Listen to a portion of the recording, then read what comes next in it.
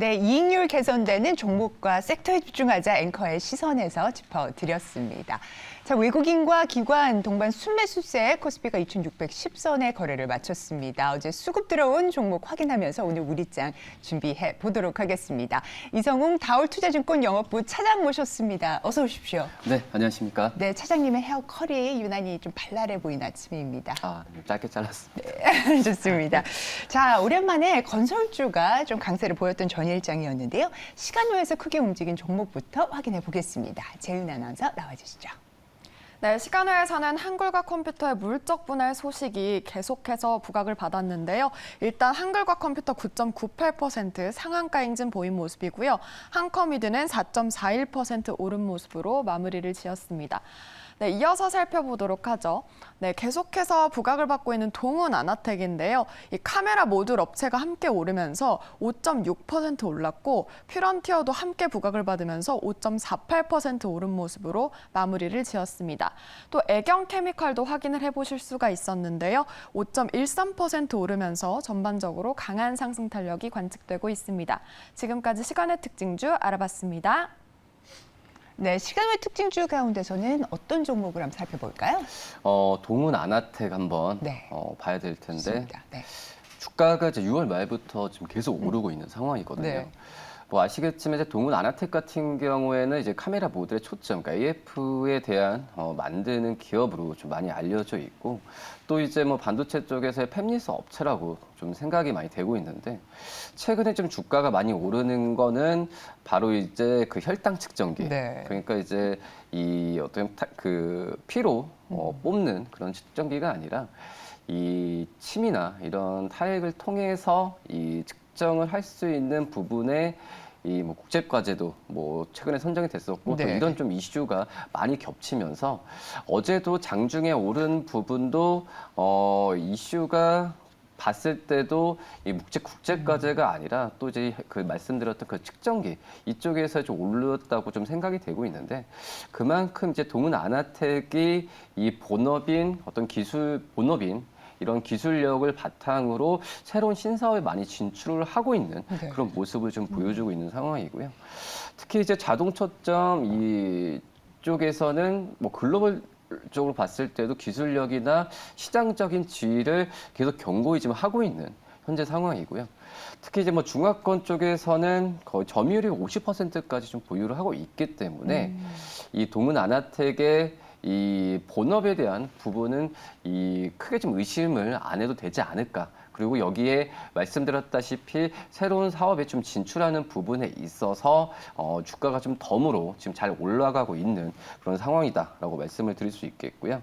뭐 그러기 때문에 이 어떻게 보면 체열 대신 이 타액으로 측정하는 이 측정기 혈당 어떤 측정기가 어떻게 보면은 이제 뭐 당뇨병이나 이런 병 쪽에서의 많이 좀 그 수요가 있다라고 생각이 되고 있는데 네.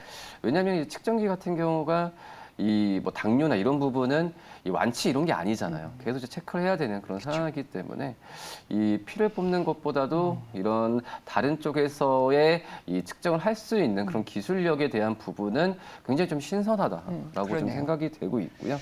네. 그렇기 때문에 이제 동훈 아나텍에 대한 이 기술력도 기술력이지만 최근에 뭐 주가 흐름이나 여러 가지 면에서 봤을 때는 뭐 크게 지금 무리가 없이 좀 잘 가고 있다. 그리고 어제도 뭐 주가가 많이 상승을 했지만은 뭐 이런 상승력이 이 그 실적이 올해 같은 경우에 1분기에 흑자가 되면서 뭐 실적에 대한 기대감까지도 많이 좀 가져가고 있는 상황이거든요. 네, 그렇기 정당화될 수 있는 상승세다 말씀을 주시는 거고. 그렇죠.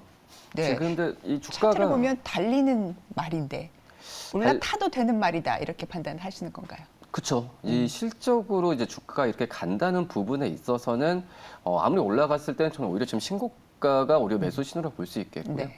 지금 재무제표를 보시면 아시겠지만 연간으로 2021년, 2022년에는 이 적자에 대한 부분에 있어서 올해 1분기 때는 흑자로 좀 돌아섰거든요. 네. 이 그런 점에서 봤을 때는 2분기 실적도 기대가 되는 그런 상황이다라고 좀 생각이 되면서 이런 주가 수준은 굉장히 좀 좋다라고 좀 생각이 되고 있습니다. 네, 좋습니다. 동훈 아나텍에 대한 자, 그러면 가격적인 부분들 확인해 보겠습니다.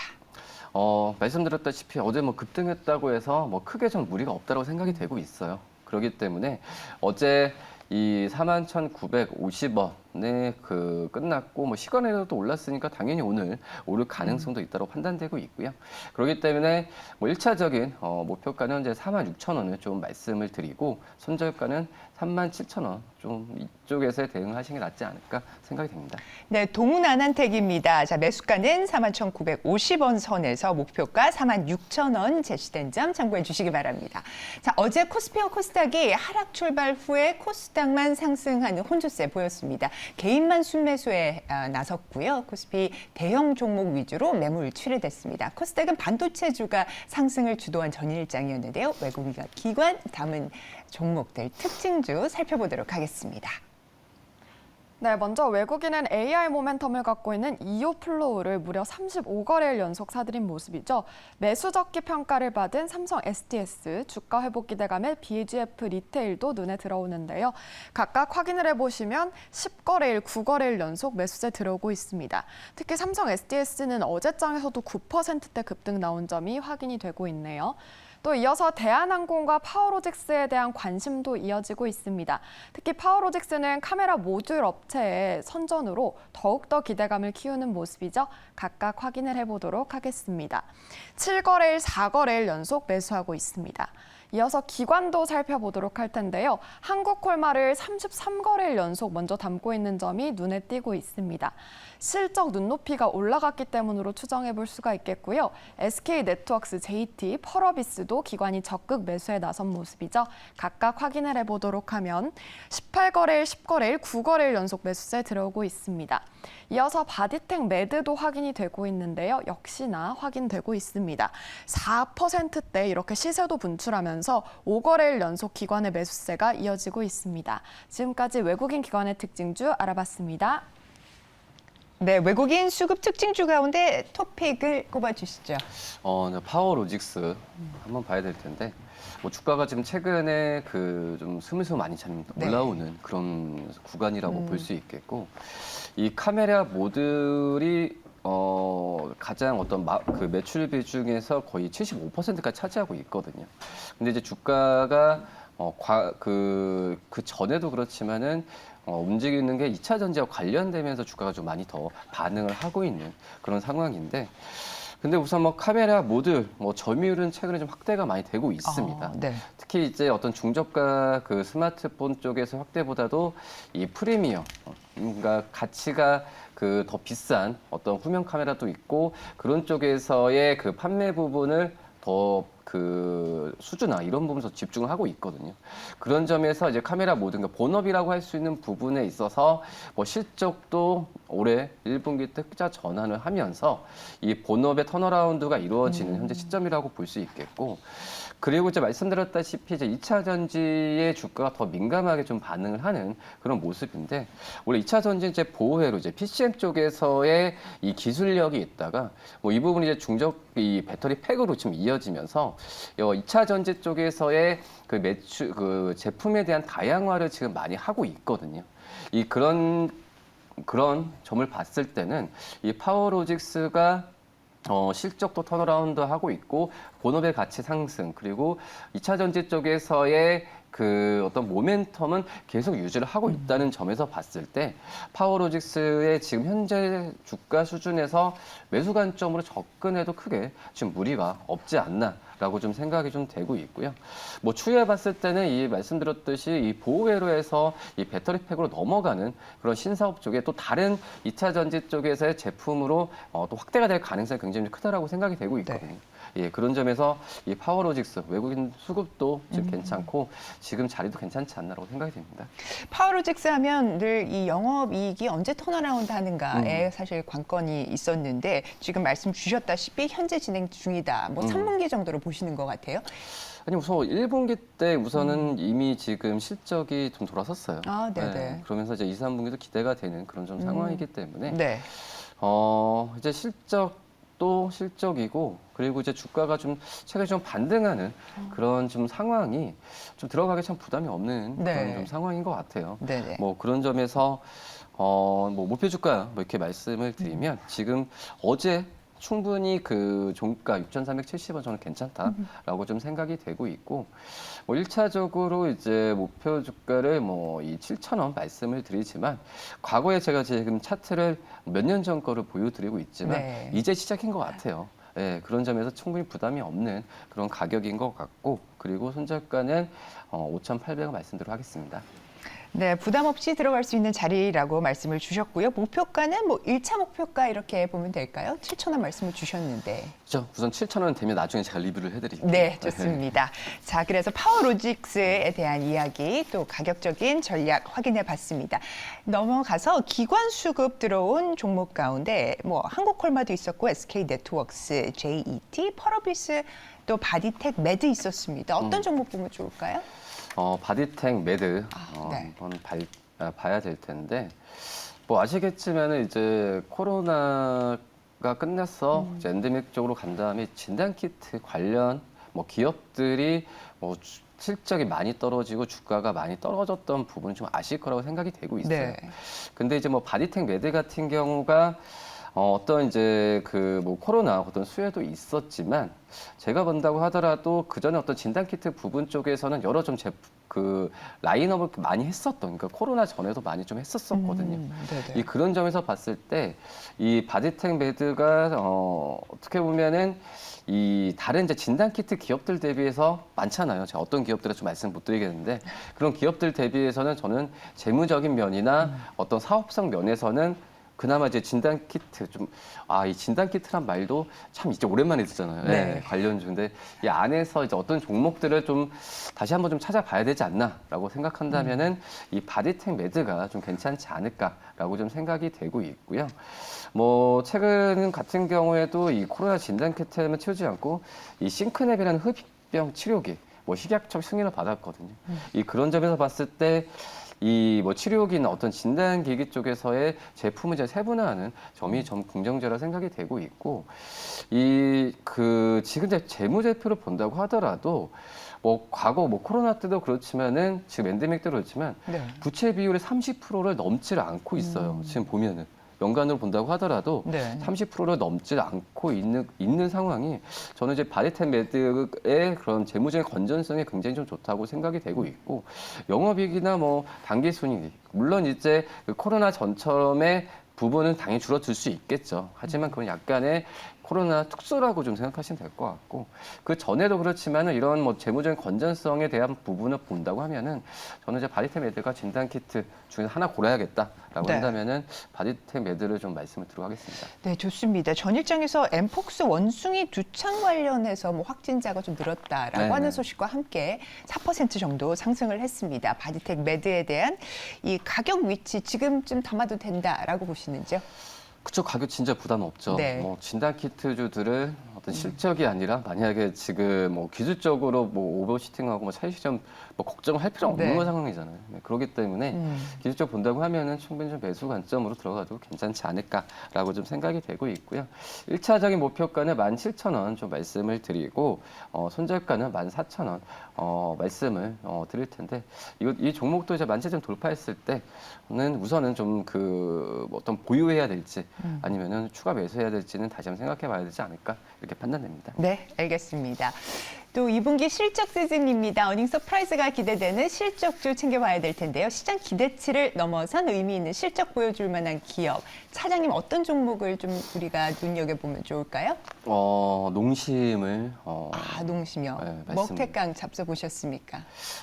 오늘 저녁에 먹으려고 네네. 저녁에 먹어봐야 되는데, 네.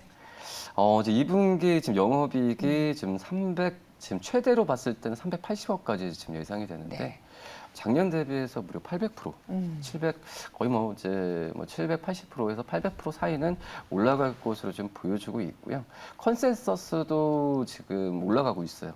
그러니까 이제 2분기 영업이익이 지금 이제 최대치에 대한 부분은 점점 더 올라가고 있는 그런 상황이고, 물론 이제 1분기와 마찬가지로 역시 뭐 가격 인상도 그렇고 역시 북미 지역의 물량 증가에 대한 그런 그 부분이 바로 이제 이 농심의 그 주가에 바로 이제 반영이 주가 실적에 그대로 좀 이어지고 있다라고 좀 생각이 되고 있고요. 역시 우리나라 뭐 라면 매출은 계속 증가하고 뭐 점유율도 지금 상승하는 모습을 지금 보여주고 있기 때문에 뭐 점유율이 상승한다는 점에서 봤을 때가 저는 좀 굉장히 좀 긍정적인 이슈다라고 좀 생각이 되고 있고, 그리고 이 부분이 중요한 게 아니라 저희가 지금 실적주잖아요. 네. 그렇기 때문에 어떤 숫자로만 본다고 한다면 이 농심도 그 전에 어떤 광고 판촉비나 이런 부분이 좀 많이 나갔었거든요. 네. 근데 광고 판촉비도 효율화를 하면서 이 재무적으로 많이 좀 했다는 점에서 봤을 때 저는 좀 좋다라고 좀 생각이 되고 있고, 다만 이제 좀 아쉬웠던 부분이 이제 중국 쪽에서의 뭐 대형마트나 이런 쪽에서의 그 리오프닝 효과 이런 부분이 좀 더 발휘됐다고 한다면은 훨씬 더 그 영업이익은 좋지 않았을까. 라고 좀 생각이 좀 되고 있습니다. 뭐 하지만은 그래도 그 뭐 영업이익이나 여러 가지 면에서 봤을 때는 뭐 작년 대비해서는 훨씬 좀 좋아지는 모습이 나타나지 않을까라는 생각이 듭니다. 네, 농심에 대한 말씀 주셨습니다. 중국 쪽 매출에 대한 아쉬움, 또 미국 북미 쪽 공략을 하는 것 같아요. 거기서 또 향후에 또 어닝들 좀 기대를 해보겠습니다. 매매 전략도 확인해 보겠습니다. 우선 지금 현재 뭐 역시 뭐 최근에 뭐 그 라면 가격 뭐 인하나 여러 가지 이슈가 있어서 뭐 6월 초부터 주가가 좀 떨어지는 모습을 좀 보여주고 있는데, 뭐 하지만은 그래도 좀 이제 그 낙폭이 좀 제한적으로 가고 있잖아요. 뭐 그러기 때문에 이 지금 현재 구간에서는 좀 괜찮지 않나라고 좀 생각이 되고 있고요. 어제 39만 3천 원에 끝났는데 1차적인 목표가 43만 원 정도 제시하고 손절가는 35만 원 말씀드리도록 하겠습니다. 네, 농심은 매수가, 종가, 어제 종가에서 진입을 해서요. 목표가, 1차 목표가라고 말씀을 주셨는데요. 43만 원 제시됐습니다. 자, 그러면 이성웅 차장님이 꼽은 오늘의 공략주 들어보도록 하겠습니다.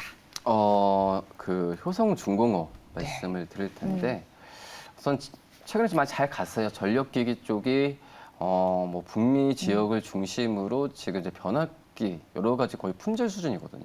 그러면서 지금 우리나라 효성중공업뿐만 아니라 LS 엘렉트릭, HD 현대열렉트릭 이 전력기기 그 기업들이 굉장히 좀 주가가 좀 많이 갔던 상황이거든요. 네.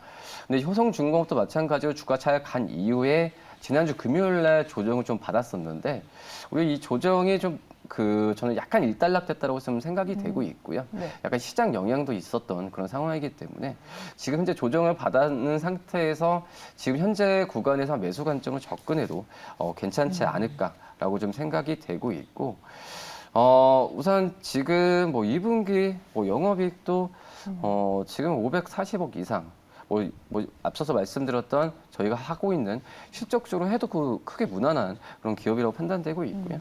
뭐 전력기기 쪽 사이클은 계속 좀 좋아지고 있는 상황으로 가고 있기 때문에 이렇게 주가가 많이 올랐음에도 불구하고 시장에서는 아직까지 밸류가 고평가라고 얘기는 안 하고 있거든요. 네. 예, 그런 점에서 봤을 때는 지금 현재 지난주 오히려 금요일 날 조정을 받고 어제 상승 안 했을 때가 좀 매수 관점을 접근해도 좀 무리가 없지 않나라고 좀 생각이 되고 있고요. 어제 13만 1,300원 괜찮지 않을까 판단됩니다. 네, 강한 주가 상승 이어오다가요. 지난 2거래일 정도 쉬고 있는 효성중공업입니다. 간밤에 미국에서 납 케이블, 납 전기선에 대한 이슈가 다시 한번 좀 나왔거든요. 이 이슈도 모멘텀으로 작용할지 오늘 장에서 한번 좀 지켜볼 일인 것 같습니다. 지금 가격 위치에서 담아도 괜찮다 보시는 거죠? 네, 1차적 목표가 15만 원, 네. 손절가 11만 2천 원 말씀드리도록 하겠습니다. 네, 좋습니다. 효성중공업에 대한 가격적인 전략도 저희가 확인을 해봤습니다. 오늘 수급 특징주에서 동훈 아난텍, 파워로직스, 또 바디텍메드, 농심, 그리고 마지막으로 효성중공업에 대한 이야기들, 투자 포인트와 전략까지 챙겨주신 이성웅 차장님, 오늘 말씀 대단히 감사합니다. 네, 감사합니다.